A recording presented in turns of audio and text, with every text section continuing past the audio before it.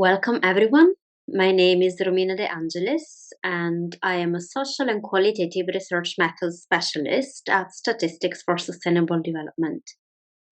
In this session, we will look at the qualitative research methods and approaches that help foster just knowledge practices within agroecology.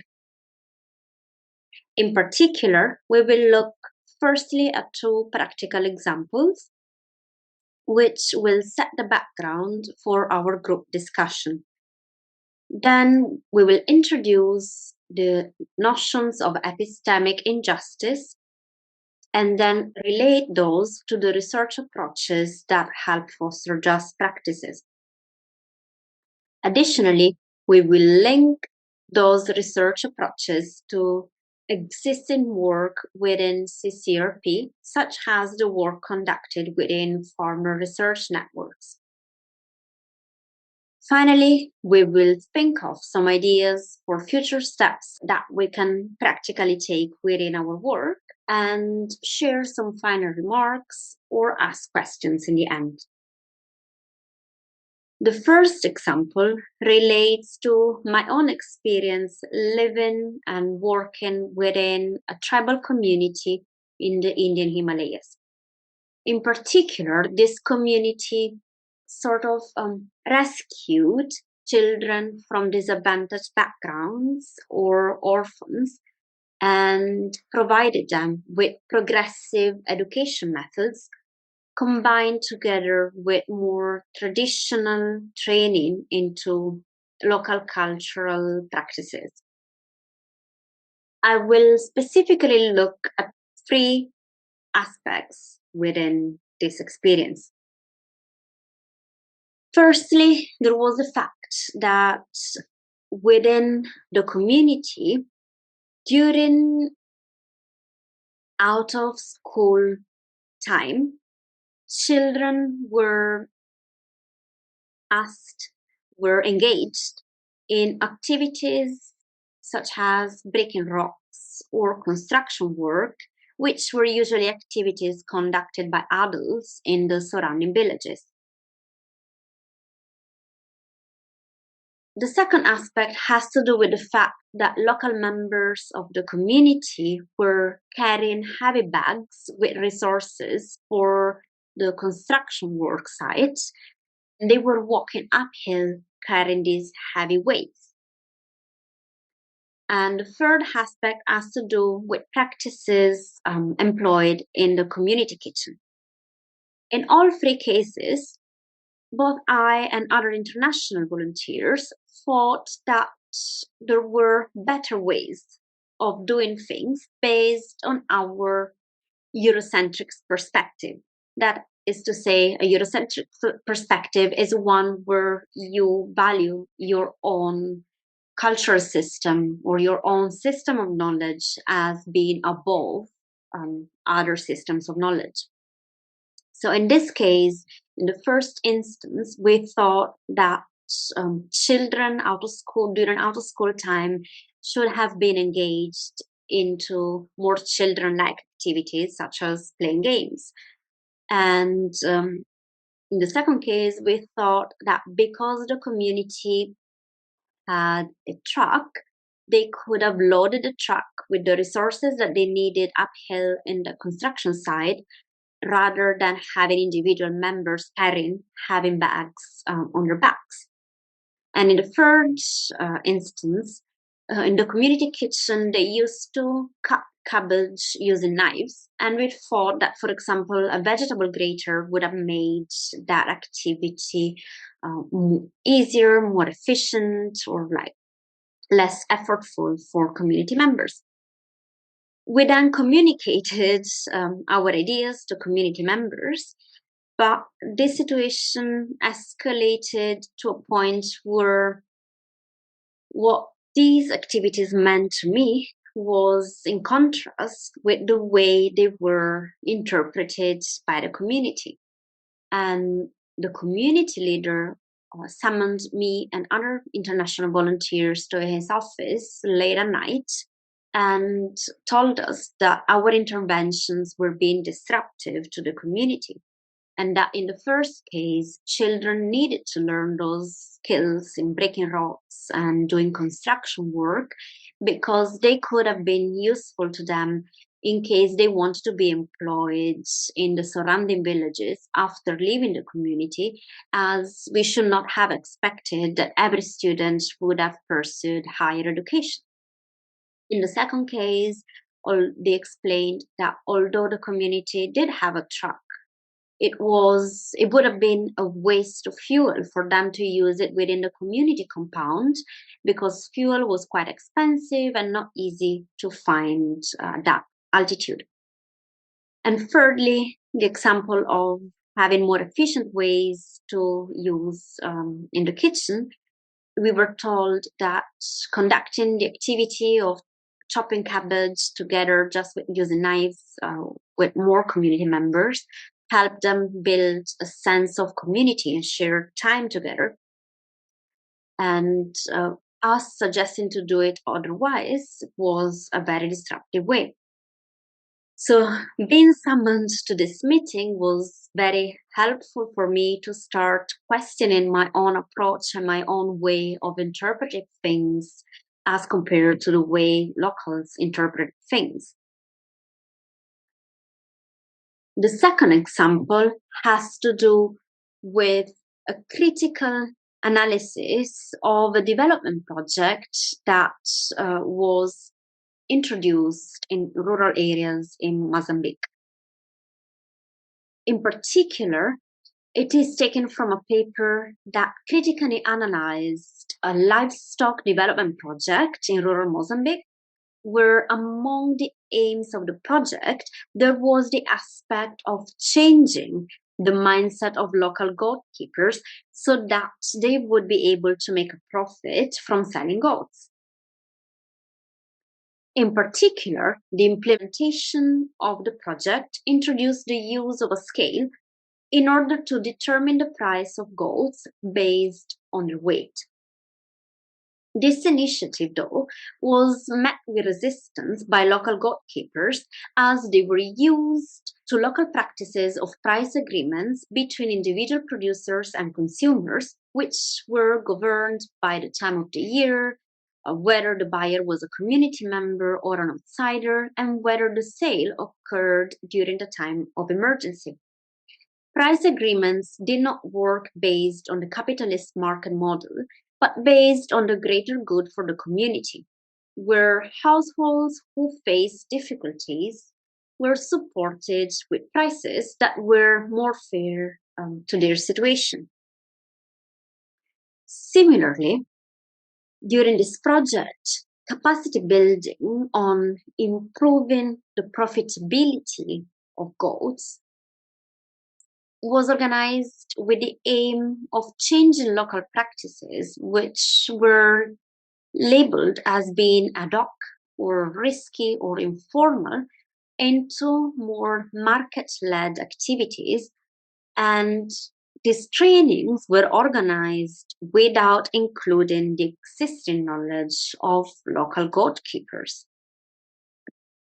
Another aspect of this development project had to do with the introduction of an innovation platform, and the concept itself of innovation platform could not even be translated into the local language, and it was completely unknown to the local knowledge system.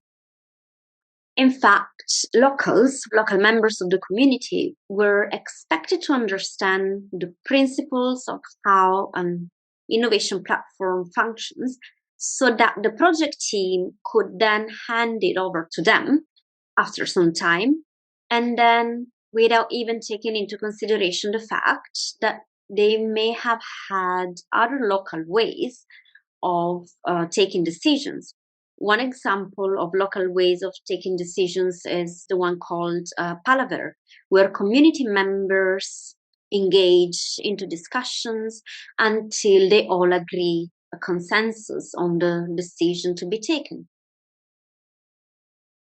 And lastly, at the end of the intervention, a sociological study was conducted. And in the analysis of the data, categories were assigned to the data, again based on a capitalist imposed framework, such as, for example, goats considered as contributors to social capital, or goats being considered as commercial production commodities, rather than instead framing these categories according to the indigenous ways of knowing. For instance, the fact that goals were used to support each other during times of emergencies or when a family was in need. So finally, after having looked at these examples, based on the critical analysis that was conducted for the development project in Mozambique, there can be 5 main problematic areas that we can identify. So firstly, there is the fact of imposing an idea of development that is strongly rooted within Eurocentric thinking. And here the concept of Eurocentric thinking needs a little bit of unpacking. When we talk about Eurocentric thinking, we mean a view of Western civilization that refers mainly to the development occurred within Europe and North America, which is held as being the standard or the preferred way of doing things.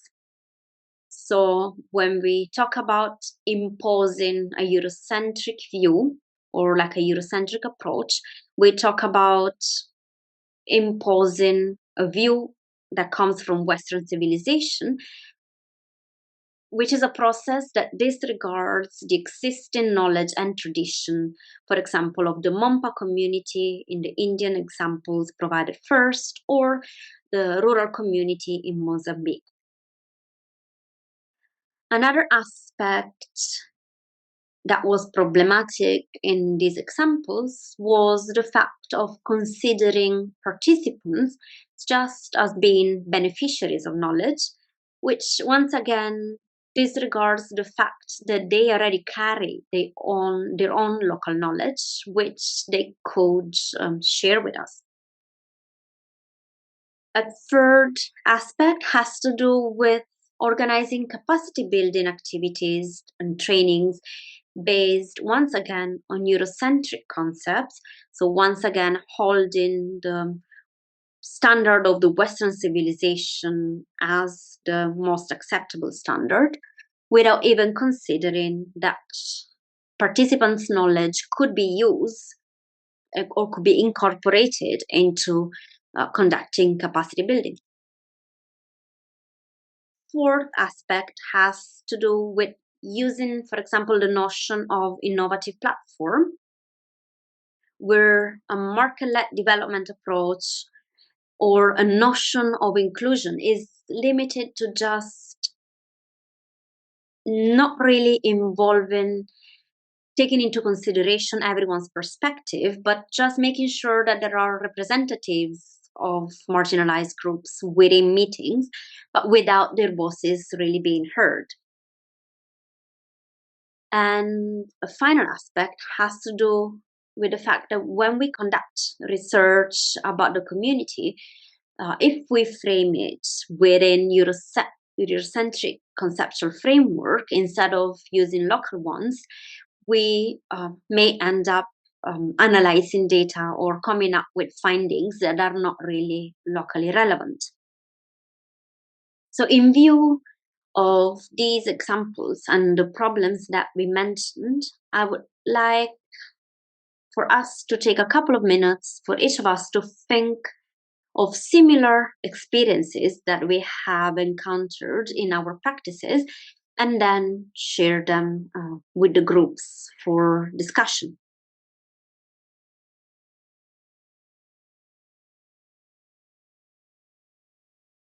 After having discussed our experiences and based on the examples shared, I would like to introduce briefly some theoretical notions in relation to epistemic injustice.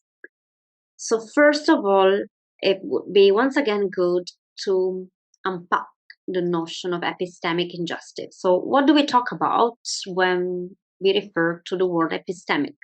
So, anything related to epistemic has to do with knowledge or to the degree of its validation. Hence, when we talk about epistemic injustice, we are talking about injustice that has to do with knowledge or the holders of knowledge. In particular, it has to do with the process of undermining the capacity of people to engage in practices where they are able to share knowledge, provide knowledge for others, or even to make sense of their own experiences. Specifically, the British philosopher Miranda Fricker developed the concepts of hermeneutical injustice, which refers to a lack of resources related to language and concepts at a collective or structural level, which puts someone at an unfair disadvantage when they are trying to understand or even communicate their social experiences. An example can be a woman that experiences a form of abuse before the concept of sexual harassment was introduced, and hence not really being able to effectively understand the kind of discrimination or injustice she was going through, and to even communicate that to the rest of society. A related concept is that of testimonial injustice, where in an interaction, the speaker's credibility is reduced due to a prejudice that is being held by the hearer. A very practical example of this process is in the context of the US or the UK, can be that of a policeman who does not believe a Black person due to their skin color, or, for instance, in South America, a police officer not believing an indigenous person. So, in order to address these types of injustice, Fricker proposes the development of virtues. Specifically, on the one hand, we have testimonial justice that is considered to be a virtue of the hearer that helps them detect and also correct their prejudice regarding the credibility of the speaker. For instance, that refers to becoming aware of our own racist or sexist outlook and trying to change our judgment regarding the speaker's credibility. On the other hand, we have the notion of hermeneutical justice, which is a virtue that allows the hearer to critically reflect on the fact that there is a lack of language and concepts in order to enable the speaker to make sense of and to also communicate their social experience. So then, thanks to this understanding, the hearer can adjust their credibility judgment of the speaker. A practical example can be the recognition of the structural discrimination that exists, once again, towards women within a society. For instance, in relation to their voices not being heard, or their work not being fairly remunerated, or their inability to hold leadership positions. Or, for instance, the fact that if within a group, within a mixed group, if women share an idea, it may not be taken into consideration. But if a man raises their hand and shares exactly the same idea, it will be valued just because it's been shared by a man. So once we become aware of this structural discrimination, then the next step would be to be able to develop a language and concepts in order to address that phenomenon. For instance, the whole discourse that has been created around gender inequality. And then once we have this language and conceptual resources, we can then think of the next step, that is to take actions in order to address these issues. So after having shared these conceptual aspects, we may ask ourselves, why are these notions and their application important for our work? And that is because when these forms of epistemic injustice occur, and once again, this has to do with the unfair treatment of other systems of knowledge, the participants' credibility can be reduced. And therefore, indigenous ways of knowledge can be destroyed, and there can be an excessive Eurocentric thinking, which is a view where Western civilization that refers to um, the developments that occurred within Europe and North America are held as the most acceptable or the most valuable standards. And this Eurocentric thinking can blind us from actually learning from the precious local knowledge that participants may have, or information that we gather from interventions such as the development project that we looked at in the second example earlier, and research projects. They may be framed in a way that doesn't produce results that are of any relevance or useful to local contexts. Therefore, in order to enhance uh, research practices and to make them more just, it is very important to ensure that we have the ability to listen and to respect indigenous knowledge systems. These can also include the ability to recognize that there may be an interrelation between human, spiritual, and inanimate realms. And equally important, it is to cultivate the qualities of respect, responsibility, reciprocity, reverence, and resistance to oppression. And the last one may also mean being able to raise questions related to also examples where indigenous knowledge systems can be oppressive, such as in the case where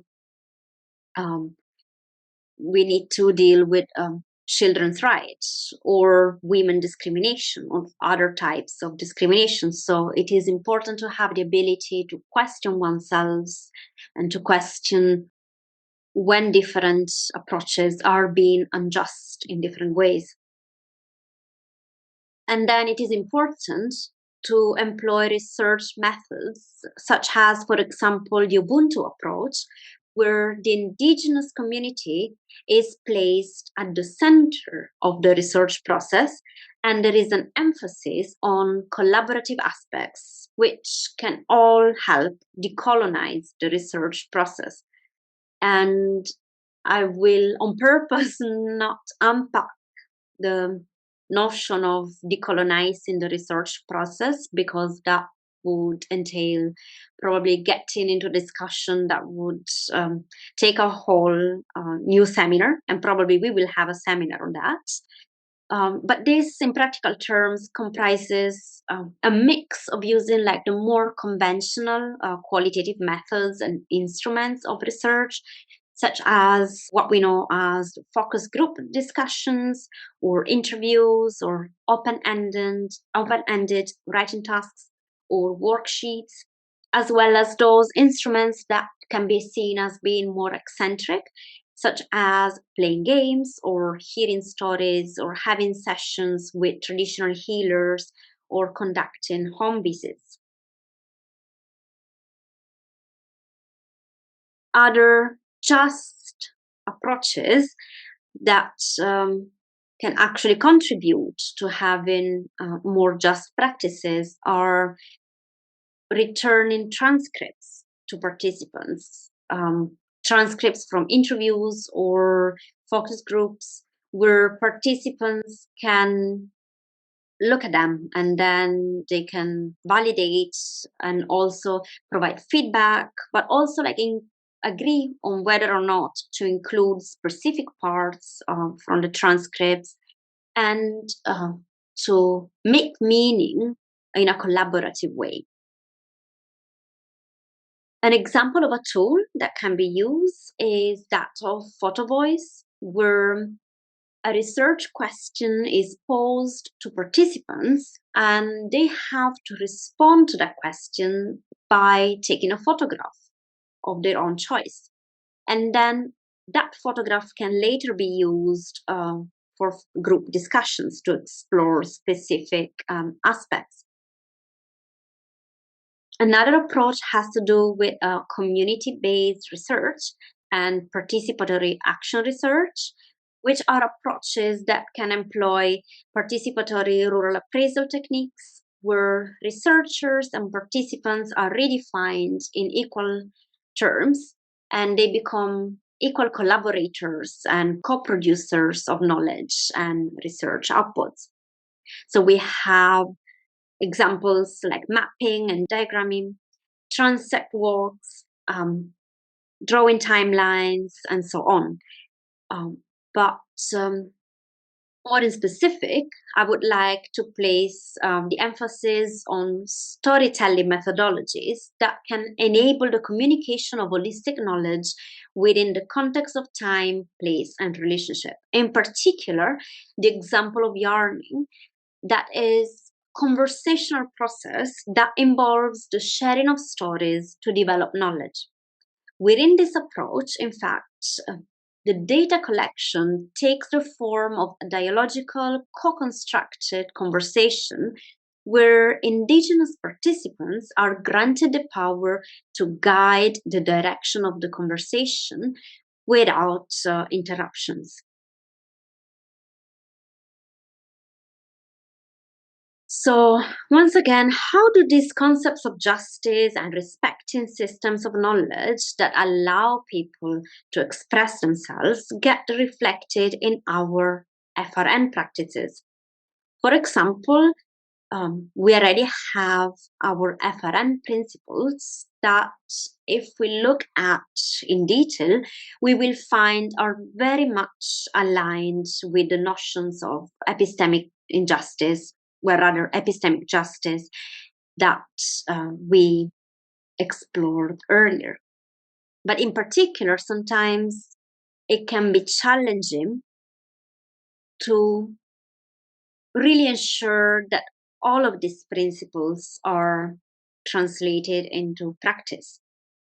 So, what more can be done within CCRP and individually as a researcher? Like, what are ways where I can check whether I am actually undertaking an epistemically just approach that includes engaging in an ongoing process of questioning rather than having like a checklist of activities to carry out, because different contexts will require a different way of engaging, so there can't be a general checklist that works in all contexts. But nevertheless, there can be important aspects that we can keep in mind, such as the ongoing self-questioning of one's own and collective practices in the light of the concepts that we have explored. And once there is that critical questioning, then there can be continuous adjustment of our approaches accordingly. For instance, we can ask ourselves questions like, what unique knowledge can participants share on this topic or on this practice? Or how do I provide a safe space for them to feel comfortable to share their knowledge? And how can I then demonstrate that what they are sharing is being respected and valued?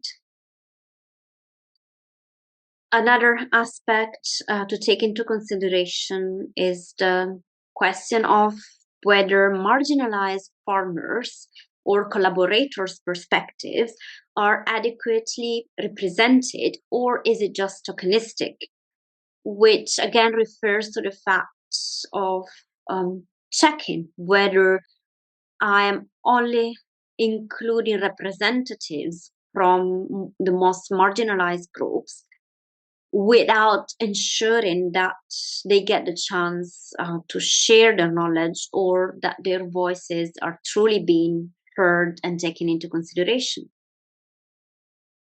Another question to think about is, to what extent do participants contribute to defining the methods used in the research approach? Are those designed following local culture? For instance, are methods like yarning included? And then, is the local framework, the research framework, aligned with the indigenous system of knowledge? For instance, are we incorporating spiritual aspect where these are relevant? Or do local cultural understanding and values play a role rather than us imposing our Eurocentric meanings, which again has to do with the meanings, the views that are related to those of Europe or North America that were developed in the Western civilization and that are held as being more valuable.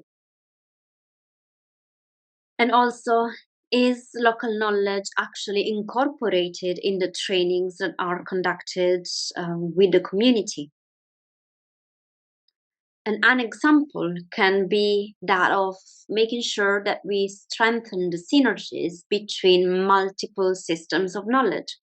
An example can be found in Uganda, where there was a combination of two different styles of participation. One was more like a Western democratic approach, and the other one was more based on the local style of participation in order to respect local norms. And in this way, through this combination, one could both ensure that local cultural aspects of reaching consensus, for example, were respected, as well as allowing all participants to share their agency. So, more examples of these synergies would be very helpful to ensure more just practices. I hope that this was helpful. And for those who are interested in exploring some of these ideas in more depth, there is a list of references here, or they can also contact me to share more resources, or if you have any questions or needs clarifications or want to share reflections, we can do it at the end of the seminar, or you can contact me directly at my email address. Thank you very much.